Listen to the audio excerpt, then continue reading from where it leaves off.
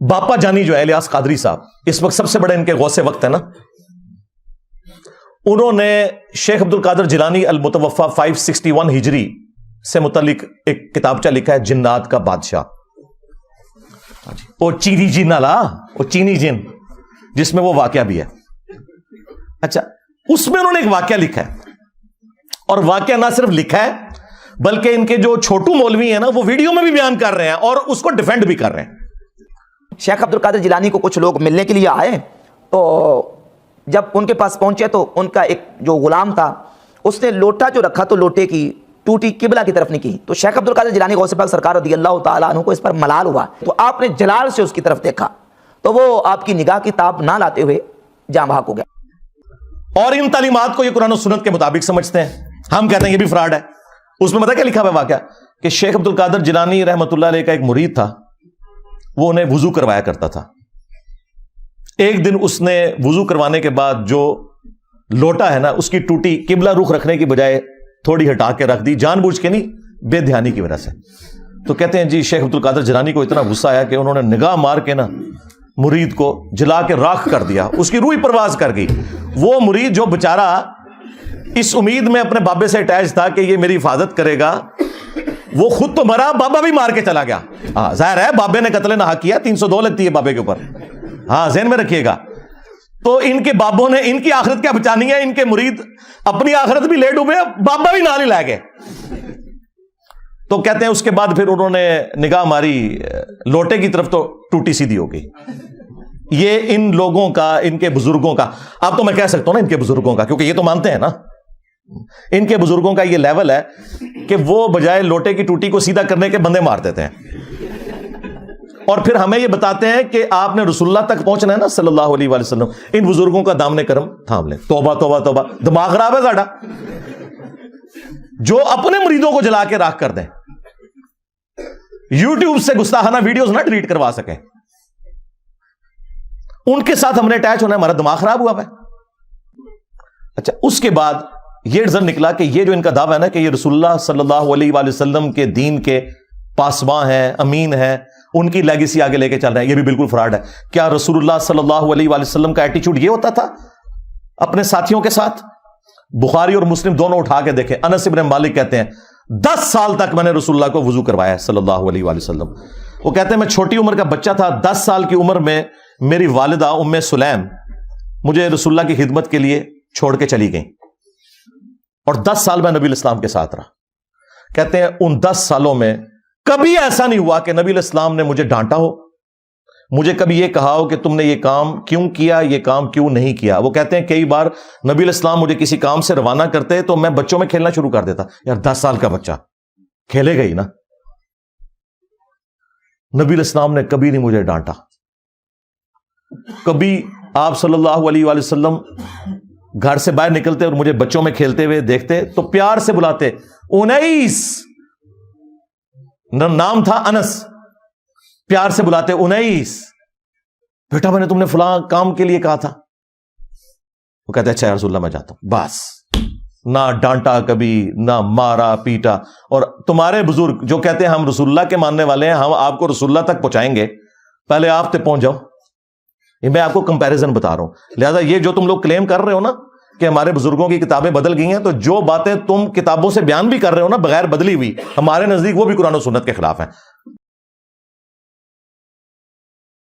ان کے وہ اس وقت میٹھے میٹھے ایک مبلغ جو طارق جمیل صاحب کے مقابلے پہ انہوں نے لانچ کیے ہوئے ہیں، ثاقب رضا مصطفی صاحب، ہائے ہائے ہائے ہائے، وہ خواجہ باب الحق نقشبند کے بارے میں بتا رہے ہیں کہ ان کی ایک مریدنی تھی، ہاں، اس کو بادشاہ وقت نے ایک مینارے سے گرایا، ہاں، اور وہ بخارے میں تھے۔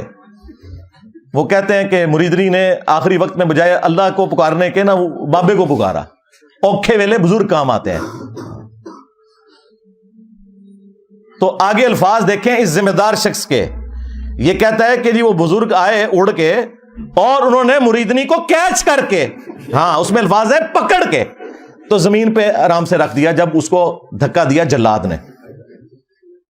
حضرت شاہ نقشبند بخاری علیہ رحمہ نقشبندیوں کے امام ہیں، آپ کابل میں تشریف لائے تو بادشاہ کے گھر میں کام کرنے والی ایک خاتون آپ سے روحانی نسبت قائم کر لیتی ہے. جو اس کی ہم منصب تھیں انہوں نے اس سے حسد کیا اور بادشاہ کے گھر کا زیور چوری کر کے اس پر الزام دھر دیا اور گواہیاں بھی دے دی. بادشاہ کو بڑا غصہ آیا. اس نے کوئی بات سنے بغیر کہا کہ اس کو لے جاؤ اور محل کی چھت سے اوپر گرا دو. خیر اس کو چھت پہ لے گئے. جب پھینکنے لگے تو اس کے دل میں خیال آیا، وہ کسی نے بتایا تھا کہ اوکھے ویلے بزرگ کام آتے ہیں، تو اس سے بڑھ کر اوکھا ویلا ہو کیا سکتا ہے. تو اس نے بخارے کی طرف منہ کر کے کہا شیئا للہ چو گدائے مستمند المدد خواہم ز شاہ نقش بند. اور اتنے میں جلاد نے پیچھے سے دھکا دے دیا.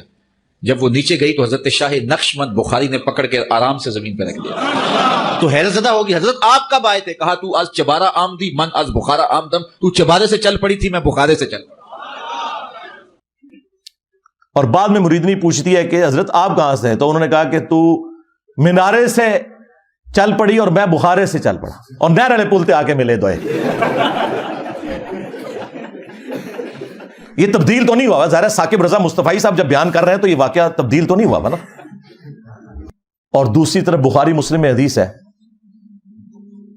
کہ اما عائشہ سلام اللہ علیہا کہتی ہیں کہ اللہ کے محبوب صلی اللہ علیہ وآلہ وسلم نے کبھی بھی کسی عورت کو بیعت کے لیے ہاتھ نہیں لگایا. اور ان کی حالت دیکھیں کہ ان کے جو پیر ہیں وہ مریدنیاں کیچ کرتے ہیں.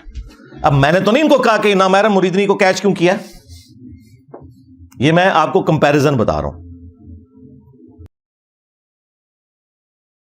ایک اور واقعہ جو بڑا مشہور کیا ہوا انہوں نے، وہ کہتے ہیں کہ جی ابو الحسن خرقانی جو تھے نا، جو بایزید کے خلیفہ تھے، وہ خلیفہ بھی جا کے قبر پہ ہی ہوئے ہیں. مطلب ان کے مرنے کے بعد وہ پیدا ہو رہا ہے بندہ. تو محمود غزنوی جب سومنات پہ حملے کر رہا تھا تو اس کو کامیابی نہیں ہو رہی تھی، تو آخری دفعہ اس کے پاس ابو الحسن خرقانی کا ایک کرتا تھا جو اس نے اللہ کے حضور توسل کے طور پر پیش کرتے ہوئے دعا کی اور اسے فتح ہو گئی. اور رات کو خواب میں بابا جی آ گئے اور بابا جی ناراض ہیں. وہ کہتے ہیں کہ تو نے میرے کرتے کی اتنی کم قیمت لگائی ہے. اگر تو یہ کرتا اپنے ہاتھ میں پکڑ کے اللہ سے یہ دعا کرتا کہ ہند کی سرزمین میں قیامت تک کوئی کافر نہ ہو تو یہ سارے مسلمان ہو جاتے. حضرت ابو الحسن خرقانی ایک بزرگ گزرے ہیں، یہ حضرت بایزید بستامی کے سجادہ نشین تھے. اتنے بڑے آدمی تھے، اپنا جبہ دیا محمود غزنوی کو. جب مشکل آئی تو دعا مانگنا آگے رکھ کے اللہ فتح دے دے گا. تو محمود کہتے ہیں جب سومنات کے مندر نہیں فتح ہو رہے تھے تو میں نے بابے کا جبہ سامنے رکھ کے دعا کی تو اللہ نے مجھے فتح دے دی. کہتے ہیں بابا جی رات خواب میں ملے تو کہنے لگے تو نے کیا قیمت ڈالی میرے جبے کی؟ کہا حضور کیا مطلب؟ فرمانے لگے تو میرا جبہ سامنے رکھ کے دعا کرتا کہ یا اللہ ہندوستان کے سارے کافر مسلمان ہو جائیں تو اللہ نے توفیق ایمان دے دینی. یہ تو نے کیا دعا مانگی ہے؟ یہ تعلیمات بتاتے ہیں اور پھر سبحان اللہ پڑھتے ہیں. اور یہ واقعہ تذکرۃ الاولیاء کے اندر بھی لکھا ہوا ہے شیخ فرید الدین عطار نے. اب یہ واقعات بیان کرتے ہیں تو ہم اس کے مقابلے میں انہیں بتائیں گے کہ بھائی اگر ان کرتوں سے کوئی فرق پڑتا تو اس کائنات میں سب سے عظیم کرتا تو رسول اللہ کا صلی اللہ علیہ وآلہ وسلم. صحیح مسلم میں حدیث ہے اسما بنت ابی بکر نے نبی الاسلام کا کسوانی تیالسی ایک کالا جبہ وہ نکالا اور انہوں نے بتایا کہ یہ وہ جبہ ہے جو نبی الاسلام پہنا کرتے تھے اور اس کے دھون کو ہم مریضوں کے لیے شفا کے طور پر استعمال کرتے ہیں. نبی الاسلام کا کرتا مبارک جو صحیح تبرک بھی ہے جس سے صحابہ کرام نے تبرک بھی حاصل کیا، وہ کرتا جب نبی الاسلام خود پہنتے تھے اس کرتے کو دیکھ کے تو مشرکین عرب نے اسلام قبول نہیں کیا.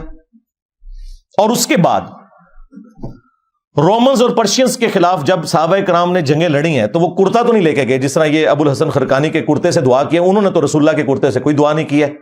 وہاں تو 8,500 صحابہ اور تابعین شہید ہوئے ہیں جنگ قادسیہ میں، ہاتھیوں کے نیچے بھی آئے کئی.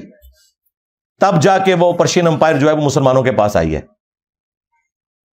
اور جنگ یرموک میں بھی ہزاروں صحابہ اور تابعین شہید ہوئے ہیں. تب جا کے رومن امپائر کی کمر ٹوٹی ہے. ادھر تو کوئی کرتے نہیں لے کے گئے، سب کہانیاں بنائی ہوئی ہیں.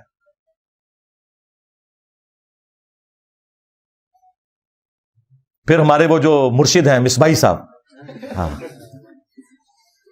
اب مصباحی صاحب جو کچھ بیان کر رہے ہیں بزرگ ہی لکھ کے گئے ہیں. یہ کشف المجوب میں واقعہ لکھا ہوا ہے. اوپر دیکھا تو سونا، نیچے دیکھا تو سونا، درخت سارے کا سارا سونے کا اور پتے سونے کے اور جڑیں بھی.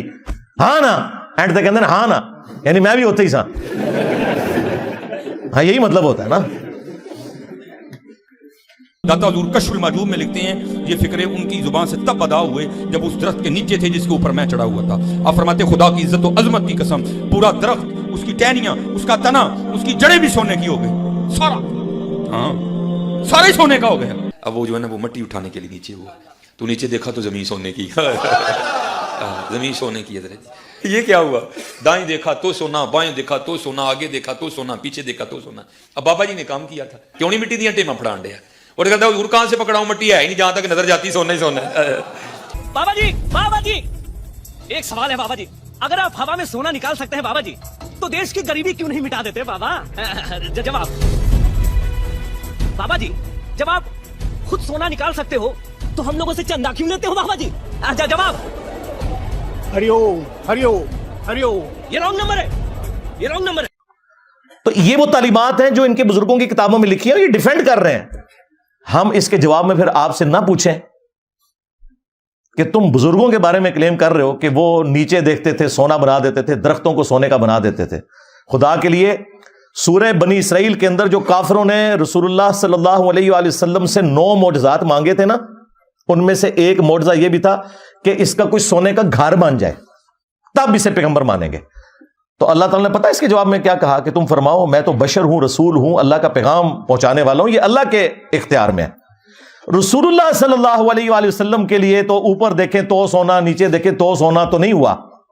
جہاں پہ نبوت بھی سٹیک پہ لگی ہوئی تھی اس حوالے سے کہ کافر وہ ڈیمانڈ کر رہے تھے معجزہ. تیرے بزرگوں کا اتنا مقام ہو گیا کہ ان کے لیے بعد میں یہ ساری چیزیں سونے کی بن جائیں گی. چلیں اس کے بارے میں کوئی کہہ لے گا جی وہ اللہ تعالیٰ کی مشیت یہ تھی کہ کافروں کو معجزے کے طور پہ یہ چیز نہیں دکھانی, صرف قرآن ہی معجزہ ہے. چلیں آگے چلتے ہیں. سورہ التوبہ میں اللہ تعالیٰ فرماتا ہے کہ غزوہ تبوک کے موقع پر جب کچھ غریب اصحاب رسول اللہ کے پاس آئے اور انہوں نے کہا یا رسول اللہ صلی اللہ علیہ وآلہ وسلم آپ ہمارے لیے کوئی ساز و سامان کا بندوبست کر دیں, کوئی سواری کا, 700 کلومیٹر دور جانا ہے رومن امپائر کے بارڈر کے اوپر تبوک کے لیے, تو ہم بھی آپ کے ساتھ چلیں گے. تو نبی علیہ السلام نے فرمایا کہ میں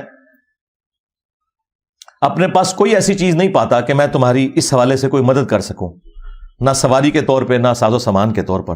اے نبی تم دیکھتے ہو کہ یہ تم سے اس حال میں واپس پلٹتے ہیں کہ ان کی آنکھیں آنسوؤں سے تر ہوتی ہیں, اس غم کے سبب کہ وہ اپنے نبی کے ساتھ قتال میں شامل نہیں ہو سکیں گے. اب نبی علیہ السلام تو کہہ رہے ہیں کہ میں تو کوئی ایسی چیز نہیں پاتا کہ میں تمہاری مدد کر سکوں.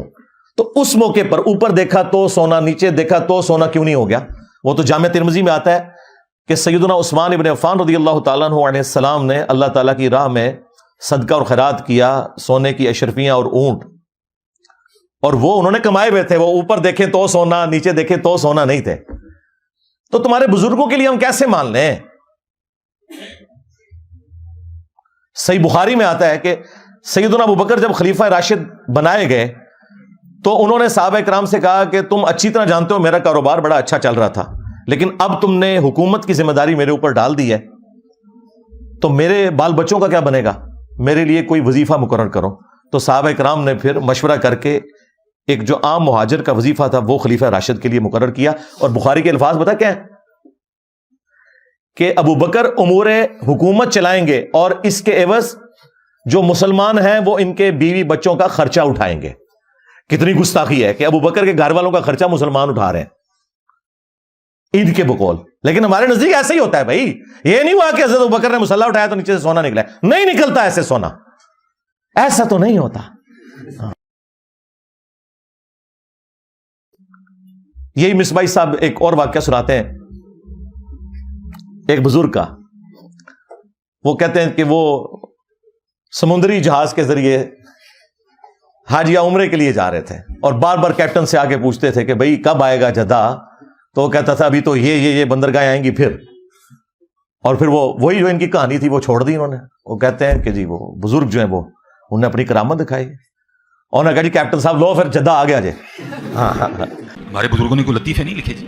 یہ کتاب ہے تذکرہ غوثیہ, یہ غوث علی شاہ صاحب رحمۃ اللہ تعالی علیہ کے ملفوظات. آپ فرماتے ہیں میں حج کرنے کے لیے گیا اور میں بمبئی بندرگاہ سے بحری جہاز پہ بیٹھا. کہتے اسی طرح جہاز بمبئی بندرگاہ سے نکلا, تھوڑا سا جہاز آگے گیا ہوگا تو ایک بابا جی آ گئے اور آ کے میرے والد صاحب کو کہتے ہیں مولوی صاحب یہ تو بتائیں جدہ کب آئے گا. تو کہتے ہیں میرے والا صاحب مسکرا کے کہنے لگے بزرگ کو وہ یہ تھے جہاز بمبئی بندرگاہ تو چلے آئے 11 دن لگنے نے پھر جدہ آئے گا.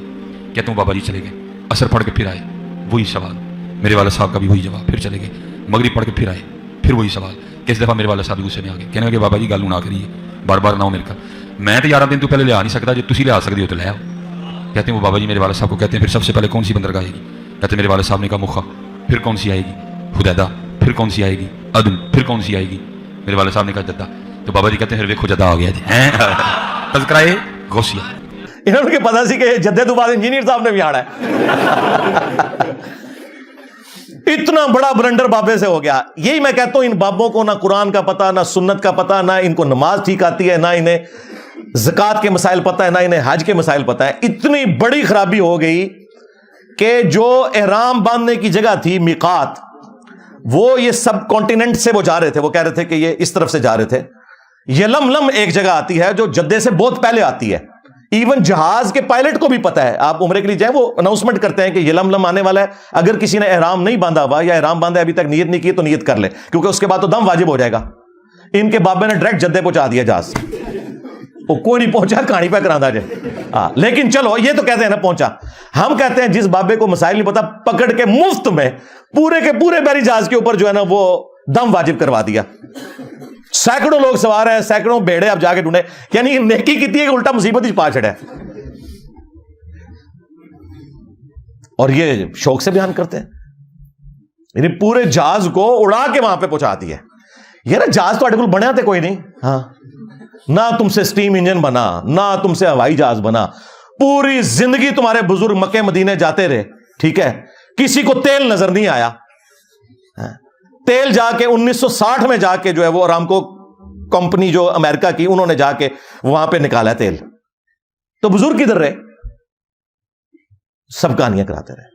اچھا اب میں آپ کو بتاؤں, مسلم شریف میں لکھا ہوا ہے, بنو سلمہ ایک چوراہے پر کھڑے ہوئے تھے, نبی علیہ السلام پاس سے گزرے, آپ صلی اللہ علیہ وآلہ وسلم نے پوچھا کس لیے کھڑے ہو؟ تو انہوں نے کہا یا رسول اللہ ہم دور گاؤں ایریا سے آتے ہیں تو نماز میں لیٹ ہو جاتے ہیں, ہم نے ارادہ کیا کہ ہم مسجد نبوی شریف کے پاس مدینہ شریف میں ہی شفٹ ہو جاتے ہیں تاکہ نماز پہ ہم ٹائملی پہنچ جائیں. تو آپ صلی اللہ علیہ وآلہ وسلم نے فرمایا کہ تم لوگ جتنے قدم چل کے آتے ہو نا تو اتنا ثواب تمہارے نامہ اعمال میں لکھا جاتا ہے. تو پھر بنو سلمہ نے مدینہ شریف میں شفٹ ہونے کا ارادہ ترک کر دیا. اب مجھے بتائیں اس وقت رسول اللہ نے یہ مشورہ کیوں نہیں دیا کہ اڑ کے آ جایا کرو, بعد میں بابے جو اڑیں گے. اور بھائی کوئی نہیں تھا اڑتا, اس کا مطلب صحابہ کرام کو ایکٹنگ بھی نہیں کر رہے تھے, وہ نہیں اڑ سکتے تھے بےچارے, اسی لیے مدینہ شریف شفٹ ہو رہے تھے. یہ ہے کتابوں کا دین. یہ میں آپ کو کمپیریزن ساتھ ساتھ اس لیے کروا رہا ہوں تاکہ آپ کو پتا چلے کہ مرنے سے پہلے اے مسلمان کر لے اس پہ غور, کتابوں کا خدا اور ہے, بابوں کا خدا اور. اگرچہ بابے بھی اسی خدا کو مانتے ہیں لیکن یہ کوالٹیز بالکل ڈیفرنٹ ہیں. قرآن و سنت میں آئی ہوئی تعلیمات بالکل ڈیفرنٹ ہیں. اگلے دنوں وہ باپا جانی کی ایک ویڈیو, اس کے اوپر ان کے جو سینکڑوں ہزاروں مریدین سبحان اللہ پڑھ رہے ہیں, وہ کہہ رہے ہیں جی ہمارے ایک مفتی تھے دعوت اسلامی کے, تو وہ فوت ہو گئے, ان کی قبر کے اوپر ایک مدنی قافلہ حاضری کے لیے گیا, تو کہتے ہیں اندر سے قرات کی آواز سنائی دے رہی تھی اور زور کی نماز تھی. مفتی دعوت اسلامی کی بارگاہ میں, تو انہوں نے وہ بتایا کہ ہم اس وقت مفتی دعوت اسلامی قدس سرہ السامی کے مزار پر حاضر ہیں, اور ہم دونوں نے بالکل ہوش و حواس میں اپنے کانوں سے سنا کہ اندر میں با جماعت نماز پڑھی جا رہی ہے, اندر میں نماز پڑھی جا رہی ہے, باقاعدہ قراءت سنائی گئی. ہم کو ظہر کا وقت تھا, باقاعدہ وہ قراءت سنائی دی گئی. ظہر کا وقت تھا, باقاعدہ وہ قراءت سنائی دی گئی. ظہر کا وقت تھا, باقاعدہ وہ قراءت سنائی دی گئی, اور سلام پھیرنے کے بعد اللہم انت السلاموں کی دعا بھی ہم نے سنی. اندازہ کرو, اور نیچے لوگ سبحان اللہ پڑھ رہے ہیں. اس سے آپ اندازہ لگائیں کہ ان کے آڈینس کتنا اپنا دماغ استعمال کرتے ہیں. زور کی نماز میں تو قرات اونچی ہوتی نہیں ہے, کہانی ہے, کوئی آواز نہیں سی آ رہی قبر کے اندر سے یا باہر سے. ایسے نہیں ہوتا میرے بھائی. صحابہ اکرام کا سٹیٹس میں آپ کو بتاؤں, قبر تو بہت دور کی چیز ہے. صحیح بخاری میں حدیث ہے, نبی علیہ السلام کا ایک غلام تھا مدعم, جو آپ علیہ السلام کی سواری کا کجاوا کسا کرتا تھا. خیبر کے موقع پر ایک نامعلوم تیر اسے لگا, وہ شہید ہو گیا.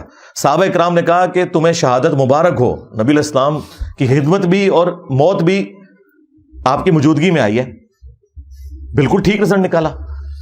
لیکن نبی علیہ السلام نے پتہ کیا فرمایا؟ آپ نے فرمایا تم اسے شہادت مبارک کہہ رہے ہو, حالانکہ میں نے دیکھا ہے کہ اس نے مال غنیمت کی ایک چادر چوری کی تھی جو اللہ تعالیٰ نے آگ کی بنا کے اس کے اوپر ڈال دی ہے. صحابہ کرام کو تو سامنے میت کے اوپر کوئی چادر نظر نہیں آئی. ان کے بزرگوں کو نظر آتا ہے جی قبر کے اندر کون نماز پڑھ رہا ہے, کوڑ مارے اور نماز زور کی اور کہہ رہے کہ رات کی آواز باہر سنائی دے رہی تھی. زور میں تو آہستہ آواز سے ہوتی ہے. کوئی جھوٹ کرنا تھا تو مغرب عشاء کا ذکر کرتا ہے, لیکن وہ چور اپنی لنگوٹی چھوڑ جاتا ہے نا, اور ہم تو تیار بیٹھے ہیں پکڑنے کے لیے. چھوڑ ہی نہ ہو تب بھی ہم پکڑ لیتے ہیں, جب کوئی اتنی چھوڑ کے جائے تو ویسے پکڑی جائے گی. تو صحابہ کرام اپنے گھروں کی طرف دوڑے. اگر کسی نے غلطی سے بھی کوئی ایک رسی کا ٹکڑا بھی اٹھایا تھا نا, یہ سمجھ کے کہ اس کی کیا ورت ہے, لا کے مال غنیمت میں جمع کروایا کہ اس کی وجہ سے ہماری پکڑ نہ ہو جائے. اور جی بزرگ تھے تو وہ ان کا ایک مرید تھا, اس کی بیوی حافظ قرآن تھی, وہ بیچارہ کوہرا تھا, وہ پریشان ہو گیا. بیوی نے کہا میرے نڑے نہ لگی جو تک تو بھی حافظ نہ بنے. تو ٹائم قیامت تک کی. وہ جناب پریشان ہو کے پیر صاحب کے پاس پہنچا. پیر صاحب نے کہا جی کہ جی صبح, اور یہ وہ واقعات جو انہوں نے کتابوں میں لکھے ہوئے ہیں, بیان کرتے ہیں, یہ وہ ہیں جو تبدیل نہیں ہوئی. یہ وہ چیزیں نے کہتے ہیں جی وہ پیر صاحب نے صبح کے وقت جب سلام پھیرا فجر کی نماز میں, دائیں طرف جتنے تھے حافظ قرآن بن گئے, بائیں طرف جتنے تھے ناظرہ بن گئے. اور لوگ کہتے ہیں سبحان اللہ. اس طرح کوئی حافظ قرآن بنتا ہوتا تو صحابہ صفا کا جو چبوترا ہے 155 صحابہ کا, ان میں سے جو احادیث روایت کرنے والے صحابہ ہیں وہ تو چند ایک ہیں, حضرت ابو ہریرہ رضی اللہ تعالیٰ عنہ, اور ان کے لیے بھی خاص دعا تھی, بخاری مسلم میں آئی. تو وہ حدیثیں نہیں بھولتے تھے. وہ کہتے ہیں میں بھول جاتا تھا, پھر حضور نے میرے لیے دعا کی, میں پھر جو بھی نبی علیہ السلام سے سنتا تھا یاد کرتا تھا. لیکن انہوں نے بھی یہ نہیں ہوا کہ نبی علیہ السلام نے کوئی دائیں طرف سلام پھیرا تو ان کو ساری حدیثیں یاد ہو گئی ہیں, محنت سے یاد کی ہیں بعد میں بھی. یہ میں آپ کو فرق بتا رہا ہوں. ورنہ یہ اتنے لوگوں کی نبی علیہ السلام تعلیم کا اہتمام کیوں کرتے تھے؟ حتیٰ کہ مسند احمد میں آیا کہ غزوہ بدر کے جو قیدی تھے کافر, وہ چھوڑنے کے لیے یہ ان کے لیے فدیہ مقرر کیا گیا, جن کے پاس پیسے نہیں تھے, کہ تم لوگ مسلمانوں کو لکھنا پڑھنا سکھا دو. نبی علیہ السلام نے تو نہیں کہا کہ جس نے لکھنا پڑھنا سیکھنا ہے میرے پیچھے نماز نیت کرے, دائیں طرف سلام پھیروں گا سارے حافظ ہو جائیں گے, بائیں طرف سارے ناظرہ ہو جائیں گے. اس کا مطلب ہے کہ جو کچھ تم اپنے بزرگوں کے بارے میں کلیم کر رہے ہو نا, واقعات, وہ سب کے سب خود فراڈ کے اوپر مبنی ہے. جی شیخ عبد القادر جیلانی نے فرمایا کہ میرے سلسلے میں جو بھی داخل ہو گیا تو اللہ تعالیٰ نے مجھ سے گارنٹی مجھے دی ہے. اندازہ کرے غیر پیغمبر جو 500 سال بعد آیا اس کے بارے میں کلیم کر رہے ہیں, اللہ نے اسے گارنٹی دے دی ہے. رسول اللہ کے بعد جو کہہ رہے ہیں نا مجھے اللہ نے گارنٹی دی ہے, تو سمجھ لو کہ اے مسلمہ کذاب دا چھوٹا بھرا ہے, خواہ غلام قادیانی دجال ہے یا کوئی اور ہے. ہم نہیں کہتے کہ عبد القادر جیلانی نے یہ کہا ہوگا, لیکن ان کی ضد ہے. ہم کہتے ہیں اگر ضد ہے تو لو سامو, پھر فتوا لو ساڑھے کو.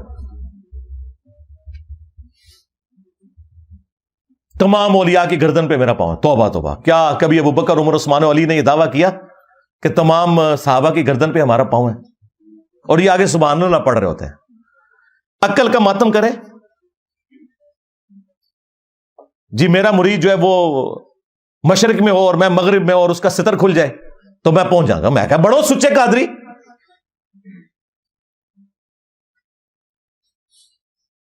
نیچے پجامہ یا کوئی انڈر ویئر پہن کے تو پبلکلی آپ لوگ اپنی تہمت کھول کے بتائیں, اور شیخ عبد القادر جیلانی آ کے آپ کی تہمت باندھ دیں. وہ کہتے ہیں نہیں اس طرح تو بزرگوں کو چیک تو نہیں کرنا چاہیے نا, یہ تو ویسے انہوں نے فرمایا تھا. اور پریکٹیکلی ایک ہوا ہے انڈیا میں, ایک مولوی ان کا قادری تقریر کر رہا تھا, بڑا اچھل کود رہا تھا, اس کی شلوار اتر گئی. وہ آپ نے ویڈیو دیکھی ہوئی ہے نا.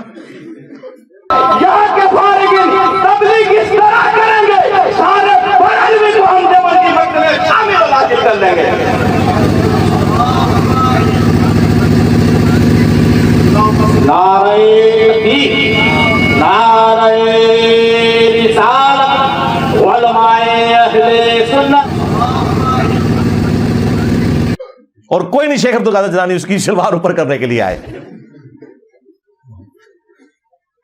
سارے مریدوں کو جنت میں ساتھ لے جاؤں گا. اللہ کے بندو تم نے قرآن و حدیث پڑھا ہی نہیں ہوا.